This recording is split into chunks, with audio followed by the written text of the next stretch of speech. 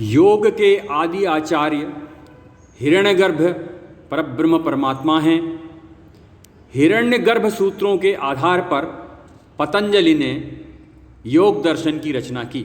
भगवान शंकर ने भी पार्वती का अष्टांग योग के माध्यम से उनकी स्मृति को लाने हेतु कार्य किया था। यम, नियम, आसन, प्राणायाम, प्रत्याहार ये योग के 5 बहिरंग साधन हैं।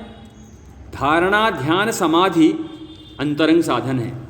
ये 8 योग के अंग विवेक ख्याति के साधन हैं। अष्टांग योग जो कहा गया है वो क्या है? यम, नियम, आसन, प्राणायाम, प्रत्याहार, धारणा, ध्यान, समाधयः अष्टौ अंगानि।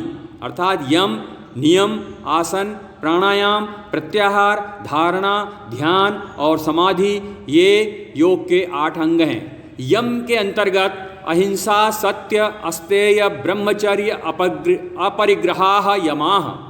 नियम के अंतर्गत शौच, संतोष, तप, स्वाध्याय, ईश्वर प्रणिधानानि नियमाः। आसन, स्थिर सुखम आसनम, स्थिर और सुखदायी हो वह आसन है। आसन के अंतर्गत जैसे स्वस्तिकासन है, वज्रासन है, सुखासन है, पद्मासन है, ये आसन है। इन आसनों में बैठकर योग किया जा सकता है। इसके बाद आता है प्राणायाम। तस्मिन् सति श्वास प्रश्वासयोः गति विच्छेदः प्राणायामः। श्वास प्रश्वास की गति को रोकना यह प्राणायाम है। इसके बाद आता है अंतरंग प्रत्याहार। स्वविषय असंप्रयोगे चित्तस्य स्वरूपानुकार इव इंद्रियाणां प्रत्याहारः।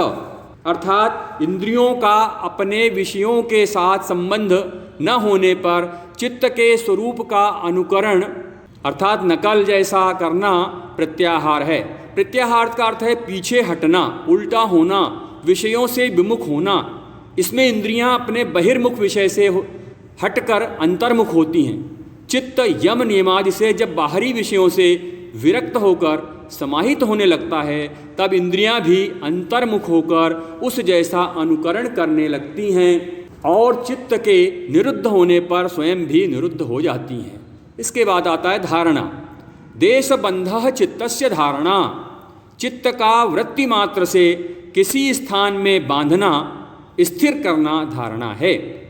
और धारणा के बाद आता है ध्यान। तत्र प्रत्येकतानता ध्यानम। उस धारणा में, उस प्रदेश अथवा ध्येय विषय में वृत्ति का एक सा बना रहना ध्यान है। इसके बाद 8वां अंग है समाधि। तदेवार्थमात्र निर्भासम स्वरूप शून्यमिव समाधि। वही ध्यान अर्थमात्र से भासने वाला जब स्वरूप से शून्य जैसा हो जाता है समाधि कहलाता है। इस प्रकार से ये अष्टांग योग कहा गया है। इस अष्टांग योग को करके मनुष्य अंतर से, बाहर से, बाह्य सभी प्रकार से शुद्ध होकर और ईश्वर की प्राप्ति हेतु अग्रसर होता है।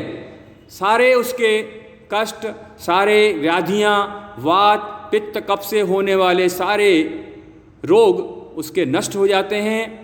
वह शरीर से स्वस्थ होता है, मन से स्वस्थ होता है, उसका मन स्थिर होता है, चित्तवृत्तियाँ उसकी समाप्त हो जाती हैं और वह समाधि अर्थात ईश्वर की प्राप्ति करता है।